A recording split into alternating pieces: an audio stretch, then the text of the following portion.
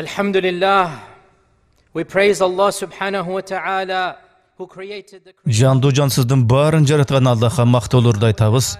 Тура жолға баштап, жүрегімізді тазаласын Аллахтан өтінеміз. Біздің рухымызға залал келтірген, жаман іштерді қылдырған азғырықтардан қачып, Аллахтан ғана пана іздейміз. Аллах өзі тура жолға баштағанды ешкім адаштыра албайды. Ал эми Аллах тура жолдан адаштырғанды ешкім қайра тура жолға баштай албайды. Аллахтан башқа Құдай жоқ екеніне жана Мұхаммад Аллахтың құлы, ошондой эле элчиси экенине күбөлүк беремин. Is his final prophet and his most perfect worshipper. As to what follows, Ыйык Куранда бизге Аллах менден коркула деп атат. when he says, يا أيها الذين آمنوا اتقوا الله حق تقاته ولا تموتن إلا وأنتم مسلمون. Dear brothers and sisters, Урматтуу агайын эже карындаштар, 800 жыл мурун ушул аптаны кошуп эсепке ала турган болсок, one of the greatest disasters in our биздин ислам тарыхында өтө бир кайгылуу бир мүшкүл окуя болуп өткөн.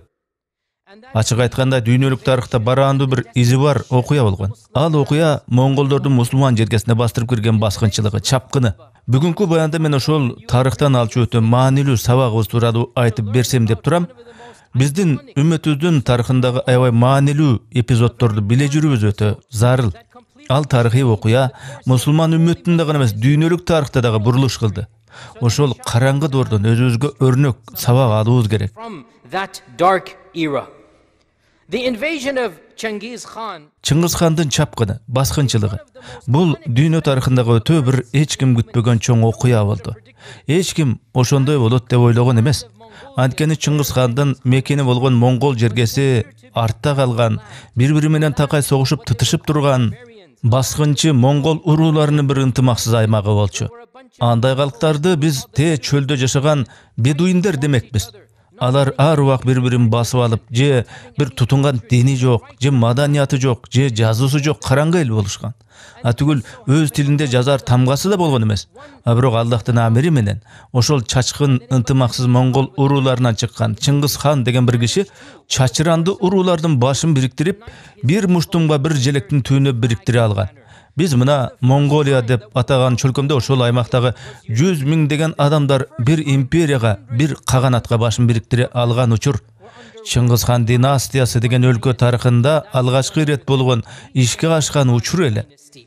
Now, the greatest civilization next to Chengiz Khan Чыңгыз хандын цивилизациясы менен катар ал доордо мусулман цивилизациясы дагы бар болчу. Мусулман коомуна Самаркандтын, Бухаранын калкы кирчү, Хорезмшах мамлекети, азыркы учурда ал чөлкөмдөр Өзбекстандын, Тажикстандын аймактары. Ал деген улуу мусулман цивилизациясы болгон. Ошонку мурастар, имараттар бүгүнкү күнгө чейин сакталган. Бир нече жыл мурун ошол аймактарда болуу бактысы мага да буйрган. Эми ошол калаларды көргөн адам катары алардын жетишкендиктерин көрсөң оозуң ачылат. Чыңгыз хан ошол мусулман мамлекеттери менен достук мамилелерди, алакаларды түзүү үчүн бир эсе элчи катары ал чөлкөмдөргө соода кербенин жиберет. Бирок ошол кербен келип түшкөн алгачкы эле мусулман кыштагынын башчысы кербендин бүт мүлк оогатын тоноп талап алат. Түгүл кербендеги бирби экиби кишини өлтүрүп өтө текебер мамиле кылат. and he acted in a very arrogant manner.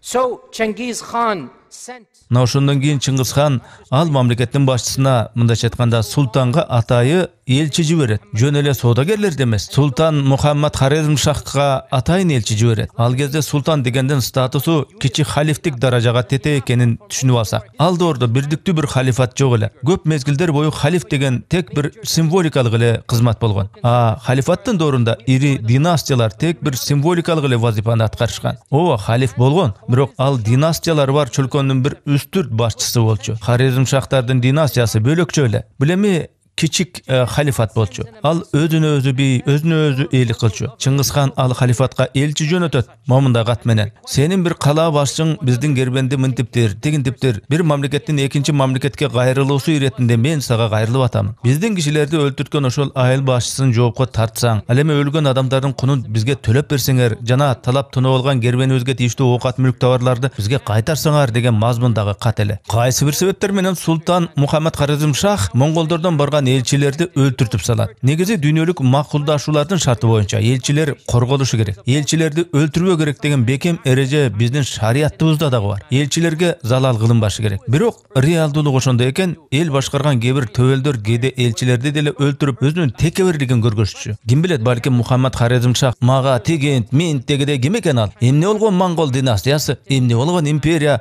колдорунан эмне келмегеле деген чыгар. Ошентип султан элчилердин кесилген баштарын кайра Чыңгызханга жөнөтүп жиберет. Субханаллах. Ambassadors back to Genghis Khan. Subhanallah. Historians mention Тарыхчылардын айтымында Чыңгызхан ошол өз чөлкөмүндө эле бийлигин жүргүзүп жүрө берүүнү көздөгөн экен башында. Дүйнөнү басып алайын деген деле ой ниети алгач болбоптур. Бирок жанагы өзү жиберген элчилердин башы кесилип келген окуя аны ушунчалык каардантыптыр. Чыңгызхан дүйнө тарыхына бурулуш кылчу кадамдарга барып, жер жүзүн багынта баштайт. Кулагучулардын, Чыңгызхандын империясы ошентип олтуруп бүткүл адамзат тарыхындагы эң бир ири империялардын бири болууга жетишет. Ошол нерсеге түрткү болгон ким болду? Шариатка баш ийбей, өзүн билемдик кылган мусулман башчыларынын бири Султан Хорезмшах болду. Дүйнөлүк келишимге жараша элчиге өлүм жок деген эрежени бузуп, өзүнүн текеберчилигин көргөздү. Кайдагы мамлекеттин башчысы имиш деп Чыңгызханды тоготпой, аны өзүнүн кыйла алсыз бирдеме катары көрүп манчыркады. Ачыгын айтсак, Хорезмшах мамлекети эң бир чоң ири улуу империя болчу. Анан тиякта кайдагы бир монголдор династиясы деген чыгып атса, чынында аны теңсинген эмес. Чыңгызхан болсо элчилерин өлтүртүп дөгүрсүгөн Хорезмшахтардын мамлекетине өзүнө жараша жоон берип коюуну чечкен. Ал монгол жергесиндеги кураган бүткүл аскер кошунун баарын чогултат. Чыңгызхандын аскерлери мыкаачы, аёону билбеген согушкер немелер болчу. Монгол аскерлери аттарын жоого киргенде кантип чуркап, кантип бөгүү керектигин да үйрөтүшкөн. Монголдордон мусулман армиясында жок куралдардын түр-түрү болгон. Ооба, мусулмандар кайбир тармактан алдыда болсо, монголдор башка тармактан өнүккөн эле. Тагыраак айтканда, монголдордун найзалары, жебелери мусулмандардыкына салыштырмалуу кыйла курч, артыкчылыктуу болгон. Ат үстүндө жүргөндө монголдор мусулмандар жасай албаган нерселерди жасап, шандагай чапчаңдык кылышчу. Монголдордун саны көп болчу. Анан да алардын мотивациясы дагы күчтүү болчу. Мына ошентип Чыңгызхан сансыз колу менен Самарканд жергесин чабууга белсенет. Мындайча айтканда, Самарканд жергесине эң жакын орун алган Бухара калаасын чабууну баштайт. And that is the city of Bukhara, where once upon a time Imam al-Bukhari Бухара деген калаада качандыр бир кезде Имам аль-Бухари өзүнүн сахих сабактарын өтчү экен. Ислам дининдеги көптөгөн адамдар мына ошол Бухара калаасынан чыккан жана ушул азыркы күнгө чейин ал эң бир улуу шаарлардын бири эсептелинет. Тарых китептеринен окусак, Чыңгызхан ошондо каланы басып алган соң, шаардын чоң мечиттердин астына элди каз катар тизип, мечитке атын алкынтып, өтүгү менен кириптир. Андан кийин Бухарадагы эң башкы мечиттин төрүндөгү минбарга барып олтурган экен. Бир нече жыл мурда Бухарада болгонумда аерде узуну 40 метрден ашуун түркүктөр дале сакталып турганын көрдүм. Ошол Чыңгызхан көргөн түркүктөр. Мечит да ошол ордунда эле турат. Дуалдары гана бир аз өзгөргөн, бирок мунаралары ошол боюнча турат. Так ошол мечиттин мунарасын Чыңгызхан көрүптүр. Ошентип кала басылып алынган соң Чыңгызхан минбарга олтуруп, могул сөздөрдү айтыптыр. Ал сөздөргө ар бирибиз маани береличи. Ал монгол тилинде сүйлөгөн. Ошол сөздөрдүн арабчага которушкан. Чыңгызхан айтыптыр: "О мусулмандар, мен силердин кудайыңардын силерге карата жазасымын. Силер өз диниңерди өзүңөр аткарбай, мыйзамдарын аткарбай калгансыңар. Ошондуктан силердин кудайыңар силерди жазаласын деп мына мени жиберди", дейт Чыңгызхан. Субханаллах, кандай терең сөздөр. Андан кийин ал каланын калкынын аябай көп бөлүгүн аеосуз кырган. Бул алдыда болчу кыргын чапкындын башталышы гана болчу. Аскер кол башчысы катары, стратег катары Чыңгызхан монгол аскерлеринин эле күчү менен дүйнө жүзүн багынта албашын түшүнгөн. Ошон үчүн ал адамдарды, элдерди коркутууну таң каларлыктай тактикасын колдонгон.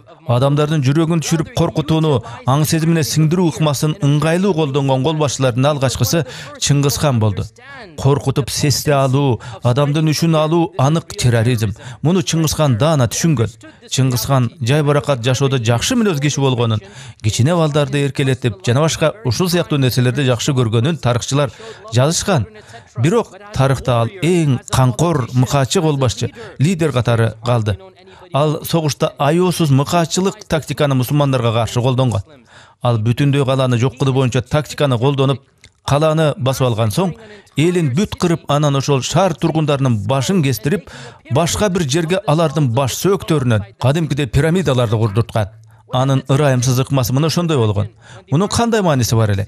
Эми элестеткиле, ошондой жыткычтык кылган Чыңгызхандын колу кийинки каланы басып алганы жөнөйт. А кала башчылыгы эмне кылат? Согушабы же тынч эле колун көтөрүп багынып береби монголдорго? Ошентип Чыңгызхан Бухарадан Самарканга жетип, Самаркан калкынын теңин кана байрам кылып кырган. Андан кийин Чыңгызхандын сейилдей колу ошол доордун эң ири шаарларынын бирине карай чапкан. Анын тып-тыйпыл кылып гүлүн көккө сапырып жок кылган үчүн силер ал каланы эч билбейсиңер дагы. Ал шаар Харедимшах мамлекетинин эң бир көрүнүктүү калаларынын бири эле. Үргөнч деп аталчу ал кала. Үргөнч шаары Чыңгызханга каршы турууга аракеттенгени менен жеңилип калат. Шаарды багынткан соң Чыңгызхан каланын бүт эркектерин, аялдарын, майда балдарды, ат түгүл эшек аттарынан тартып жок кылдырды. Бул эми адаттан тыш көрүнүш эле. Согушта деген эң кур дегенде туткундарды жана мал, кой, айвандарды өлтүрүшпөйт го. Бирок Чыңгызхан ошол камкорлугу менен бүт баарына эскертүү иретинде. Ким жолуман каршы чыкса, аларды ушул тагдыр күтүп турат дегенди туюнткан. Үргөнчтөгү кызыл кыргын дүйнө жүзүнүн бүткүл мусулман ааламынын сесин алган. Анткени андай мыкаачылыктын чеги жок эле да. Ошол кыргын орто кылым тарыхындагы эң бир аяосуз камкор окуялардын бири экендиги айтылат. Бу заманбап доор башталганга чейин, атомдук бомба тиги буларды ойлоп тапкан замандарга чейинки эң тиришимдик окуя болгон Үргөнч кыргыны. Адамзат тарыхындагы эң бир коркунучтуу кыргын болгон. Чыңгызхан аны бүт дүйнө калкынын үчүн алуу максатында кылган. Ошентип акыры жүрүп Чыңгызхан каза болот. Негизи ошол согуштар маалында Чыңгызхан бир топ жашка барып калган болчу. Ал 1228-жылы каза тапкан. Өлөргө жакын ал уулдарын чакырып, көзүм өткөндө бири-бириң менен чатакташып чырдашыңарды мен каалабайм. Ошондуктан бүт ээлеген жерлеримди 4 бөлүккө бөлөм. Ар бириңер өзүңө бөлүнгөн чөлкөмдөрдү башкарасыңар. Мен каганатымы, империямды силерге бөлүштүрөм. Ар бириң ошого гана ээлик кыласыңар. Чыгыш, батыш, түндүк, түштүктү бөлүштүрүп берейин. Бирок силер бири-бириң менен каршылашпайсыңар деп Чыңгызхандын болочок планы мына ушундай болгон. Ошентип, эмки кыйырга чейин Чыңгызхандын урпактары бүт дүйнөгө тараган. Чыңгызхан мусулман жергесин гана эмес, азыркы Европаны, Польша, Орусия жана башка чектеш өлкөлөрдү дагы басып алган. Европалыктар монгол жокерлеринин каарынан өлө коркушкан.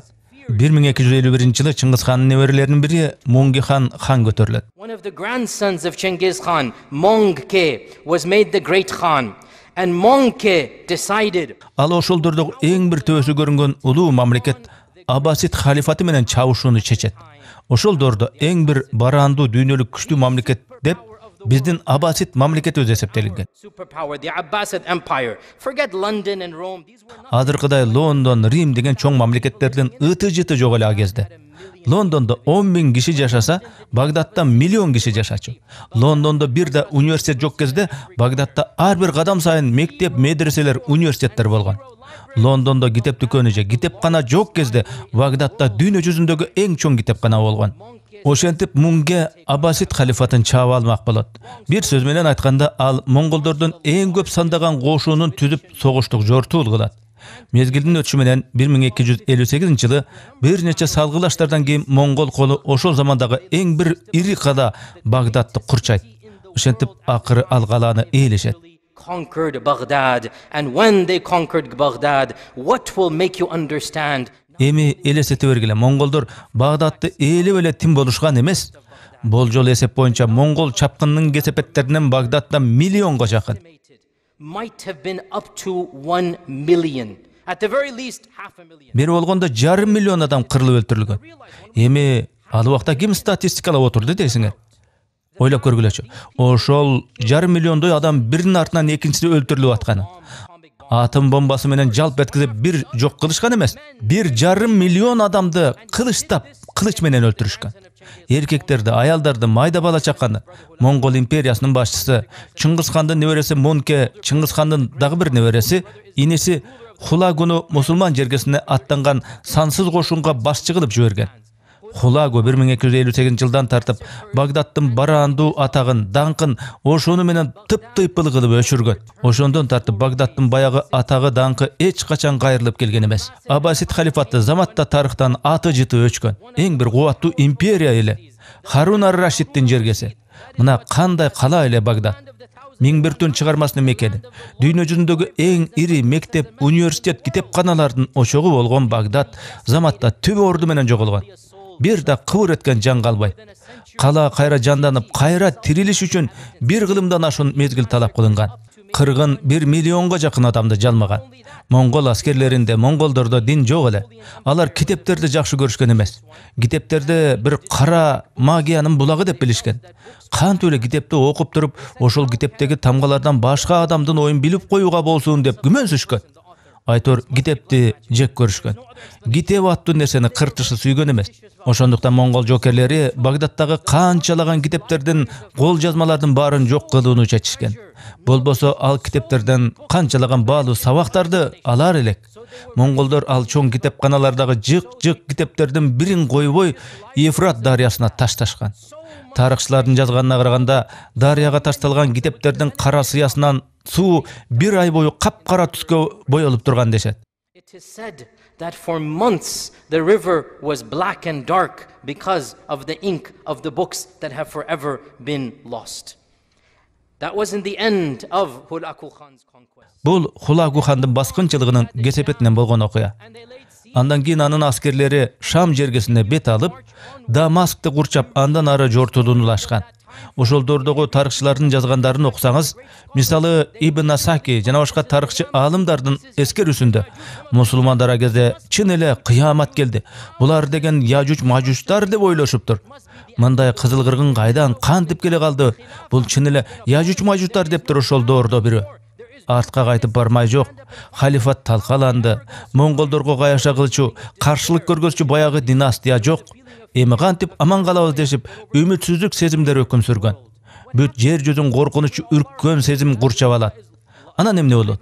Биздин мусулман үммөтү жоголуп кетпеди. Үммөттүн күчү түгөнүп калган жок. Эмне болот андан кийин? Аллах субханаху ва тааля амалдуулардын эң амалдуусу. Эч ким Аллахтын жазмышына каршы тура албайт. Аллах мусулман династиясын башкара турган дагы бирөөнү жиберди. Аллах субханаху ва тааланын иши биздин көтөмөлгө баш ийбейт экен. Чингиз хандын дагы бир небереси Берке деген исламды кабыл алып, of Chengiz Khan, another grandson of Chengiz Khan, Berke, converted to Islam and became an enemy. Аталаш туганы Хулагунун душманына айланат, субханаллах. Мына эмне кылып койду Аллах. Чингиз хан династиясынын көрүнүктүү башчыларынын бири исламды кабыл алып, Хулагу бүт мусулман калаларын талкалап халифти өлтүрдү. Аллахка касам ичем, мен ошол төгүлгөн кандар үчүн Хулагуну жооп бергизем деди. Хулагунун аталаш туганы Берке хан. Берке мусулмандардын өнөктөш жакынына айланды. Ошол кезде тарыхтын бир көрүнбөс жагында жүргөн мусулман династиясына жардам берди. Тарихи бурулуш болбогондо ал династияны эч ким деле билмек эмес. Аббасиддер талкаланды. Хорезмшах мамлекетти кулады. Айтмакчы, монголдор түгүл Дели султанатын да чөгөлөттү. Акыры ал дагы кулап тынды. Андан кийин Бабур улуу моголдордун династиясын негиздейт. Монголдор Дели султанатын талкалай алган эмес, бирок ошондой алыскы мамлекетти баары бир алсырата алган. Мынакей монголдордун күчү кандай болгон. Ошентип Берке исламды кабыл алган соң мусулмандардын чакан династиясы андан жардам, колдоо табат. Аллах субханаху ва тааля үммөттүн калган бөлүгүн сактоо үчүн ошол чакан мусулмандар династиясын тандап алды. Ал династия Мамлюктар династиясы деген ат менен тарыхта белгилүү. Мамлюктар ошол заманда анча деле маанилүү эмес бир чөлкөмдү көзөмөлдөшчү. Ал чөлкөмгө Египет жана Шамдын айрым бир аймактары карачу. Egypt and areas of Bilad al-Sham. At that time, Egypt... Ал кезде Египет ислам цивилизациясынын борбору эмес эле. Мамлюктар династиясынын өркүндө өсүшү менен Египет мына бүгүнкүндөй деңгээлге жетип отурат.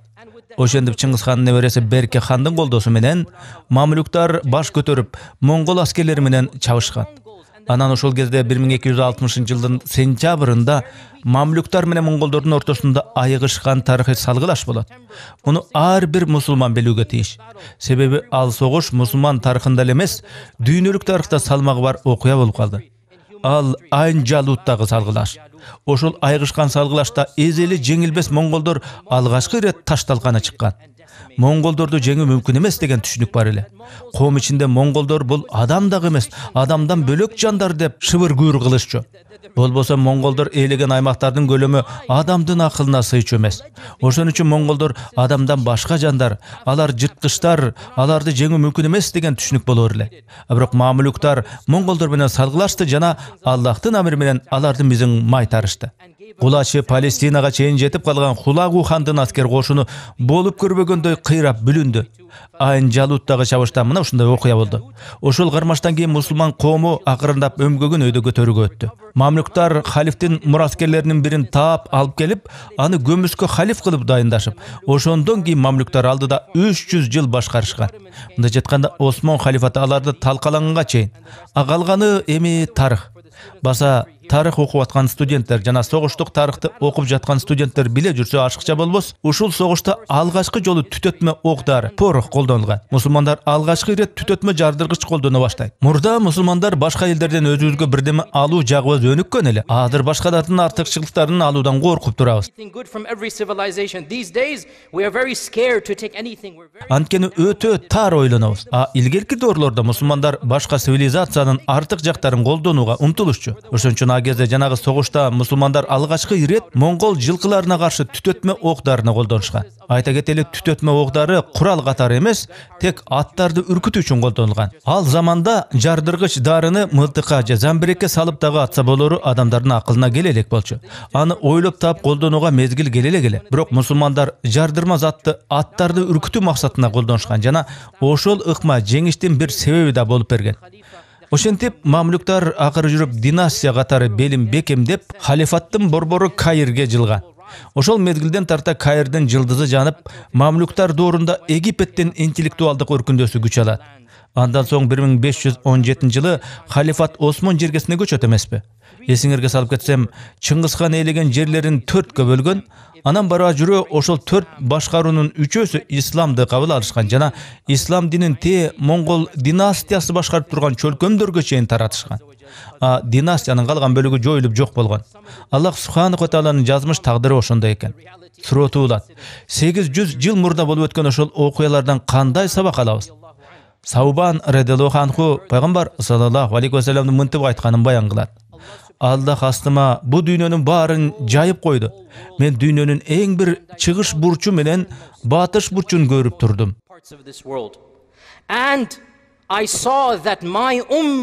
Ошондо эле менин үммөтүмдүн арышы ыракы чыгыш менен ыракы батыштын кычыгына чейин жеткенин көрдүм.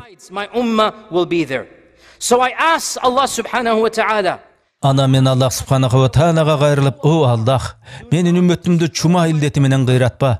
О Аллах, менин мусулман үммөтүмдү илдет, оорулар менен кыйратпагын. О Аллах, тышкы душмандар менин үммөтүмдү толук кырып салуусуна жол бербе, деген экен пайгамбар саллаллаху алейхи ва саллям. So Allah subhanahu wa ta'ala responded back. Hadith is in Sahih Muslim. Бул хадис Сахих Муслимде кездешет. Аллах субханаху ва таала пайгамбар саллаллаху алейхи ва салламга жооп берет. Менин чечимим чыкты. Аны эч ким эч нерсе өзгөртө албайт. Сенин үммөтүң чума оорусунан кыйрабайт. Your ummah shall not be destroyed by plague. Your ummah shall not be destroyed by famine. Сенин үммөтүң тышкы душмандарынын бирин койбой кырып салганынан жок болбойт. Эч качан андай болбойт. Бирок сенин үммөтүң ич ара кырылышуудан жок болот. But your ummah shall be harmed from fighting from within. Мындайча айтканда мусулмандар бири-бири менен кырылышат дептир. Мынакей Аллах субханаху ва таала пайгамбар саллаллаху алейхи ва салламга эмне деген? Our Prophet sallallahu alaihi wasallam, and if you look at the history of Islam, эгер ислам тарыхын карап көрсөңүз, монголдордун каптап кирүүсүн, 200 жыл мурунку мусулман жергесин басып алууларды карасаңыз, мусулмандарга болгон эң чоң коркунуч тышкы факторлор гана эмес, мусулмандардын ич ара кырылышуусу, тытышмайы, өз ара бийлик мансап талашмайы, ачкөздүк, мусулмандар ортосундагы каршылыктар, мусулмандарда бири-бирин колдоонун жоктугу жана башка нерселер себеп болгон. Бул өксүктөр монгол чапкынында дагы азырга чейин дагы уланып келет. Тугандар, мына ушул нерсе биз сабак алчу өтө маанилүү жагдайлар. Бизге сокку ургусу келгендер баары бир сокку урат. Бирок биз ар убак бирдикте болушубуз керек. Эгер тарыхты окуп көрсөңүз, хан сарайдагы саткынчылыктын айынан халифтин бийлиги кулаган. Хан сарайдагы бирөө арзыбаган бир акча үчүн, өзүнүн эркиндиги үчүн халифти саткан. Мындай саткынчылыктар ислам тарыхынын бүт тарыхый жолунда уланып келди. Ошентип, мындан эмне сабак алабыз керек? Бүгүнкү баянда силерге айтып коёр нерсе, саясат деген бул саясат. Падышалар келет, кетет, ханышалар келишет, кетишет, халифаттар гүлдөп өнүгөт, кайра жок болот. Саясатчылар бийикке көтөрүлүшөт, анан ылдый кулашат. Бирок биз үмүттү саясатка артып албашыбыз керек. Бул мага сезилген чындык. Ооба, эми бизде күчтүү династия, күчтүү позиция болсого жакшы, бирок күчтүү мусулман үммөтү болсо, ал ар кыл саясий династиядан күчтүү болмок. Мейли Аббасид халифаты куласын, Хорезм шах мамлекети кыйрасын, мейли монголдор Гуриттер династиясын талкаласын, эмне гана болбосун үммөт эч качан талкаланбайт. Монголдор чапкындан кийин мынакей баары талкаланды. Үммөт эми даана кыйрады. Үммөттүн өмүрү бүттү. Үммөттү эч качан эми тикелей албайбыз деп үмүт үзүлүп турганда, мусулмандардын эң кубаттуу цивилизациясы пайда болду. Улуу моголдордун династиясы. Адамдар аларды моголдор деп аташканын себеби, алар өздөрүн монголдордой алып жүрүшөр эле. Анткени алар монголдордун урпактары да болчу. Бабур мисалы Чыңгызхандын тикелей урпак эле. Ошон үчүн эл аларды моголдор деп аташкан. Айрым кубаттуу династиялар, мисалы Осман империясы, улуу моголдор империясы, мамлюктардын империясы, атүгүл Сефифивтер империясы, булардын баары монгол баскынчылыгынан кийин пайда болушкан. Биз Аллах Субханаху ва Тааланын планын түшүнө бербейбиз. Болбосо баары бүттү, халифат талкаланды, Аббасидтер кыйрады деген тыянактар болгондо, Чыңгызхан баарын күлгө айланткан кыйроолордон кийин ошондон жаңы муун өсүп чыкты. From the ashes of what Genghis Khan had done arose new generations and new giants, even great ulama. Улуу инсандар жетилди. Атурсун улуу аалымдар пайда болду. Мисалы Шейхул Ислам ибн Таймия. Монголдорго каршы күрөшкөн биздин үммөттүн улуу аалымдарынын бири да ал. Көпчүлүк адамдар качанкы бир баскынчылык окуяларына психологиялык анализ кылышканда Ибн Таймиянын кыйын инсан экенин өзөгүндө монголдорго каршы чыйралган дем турган. Ал ошол кайраттан курчуган, эр жүрөктүүлүк жыйнаган. Демек туугандар, монголдор доорунан тарта бизде көптөгөн проблемалар болуп келген. Алардын эң оор ич ачтырганы жерибизди басып алуулар. Осман империясынын кулашы жана халифаттын жок болушу. Калетсиз бул өтө өкүнүчтүү, кайгылуу замандар болду. Бирок бир нерсеге бекем ишене жүрөлү. Мейли саясат айдыңында эмне болсо да болсун, ал маанилүү эмес. Дүйнөдө не болуп жатканы маанилүү эмес. Ооба, адам өмүрлөрүнүн соолуп жок болуп жатышы албетте жаныбызды кейитет. Бирок Аллах Субханаху ва Таала биздин өмүрүбүздөн да өтө баалуу нерсени сактоону, коргоону өзү убада берген. Ал биздин үммөттүн өмүрү, келечеги. Биздин мусулман үммөтү анын акыл парасат потенциалы тек кыямат күнгө чейин жашай берет. Huwallazi arsala rasulahu bil huda wa dinil haqqi liyuzhirahu ala dini kullihi walau karihal kafirun. This religion shall. Бул ислам дини ар убак акыйкат боло берет. Бул дин дайыма жеңе берет. Сурак күнгө чейин жашай берет. Мейли алдыда канчалаган Чыңгызхандар, баскынчы жоолор келсин, ал маанилүү эмес. Биздин мусулман үммөтү ар убак интеллектуалдык жана руханий жактан дайыма корголуп турат. Анткени бизди Аллах Субханаху ва Таала өзү коргоп жатпайбы? Аллах ылайым сизге бизге Куран аркылуу топуктук берсин. Ошондой эле анын аяттарын аңдоого бизге түшүнүк берсин. Жана бизди адалга жакындап арамдан алыс болуучулардан кылсын. Аллахтан кечирим сурагыла. Анткени ал кечирүүчү жана боорукер. Биздин мына ушул мээнеттердин баарында сиздердин мээнет дагы бар. Анткени бул видео котормолор сиздер ак мээнет менен адал иштеп таап анан бизге которуп аткан акчалардын жардамы менен чыгып атат. Бул видеолордогу жакшылыкка, исламга чакыруулар канчалык элге жайылган сайын, ошол видеолорго элдер рахмат деп айткан сайын, демөөрчү болуп биздин каналга акча которгон сиздерде дагы, бул видеолорду кыргызчалап мээнет кылган бизде дагы элге пайдалуу, жаратканга жаккан бир жакшы иштерге себепчи болуп атам го деген жылуу үмүт пайда болууда. Оорчулук келбесе видеолорду бөлүшүңүздөр, каналга катталыңыздар. Мындан тышкары Telegram каналыбыз дагы бар. Ага дагы катталып диний видеолорду көрсөңүздөр болот. Каналыбызга мындан да көбүрөөк тасмалар которулушун кааласаңар, мээнетибизди мындан ары да колдонуп каалоочулар болсо, экрандагы номерларга акча которсоңуздар болот.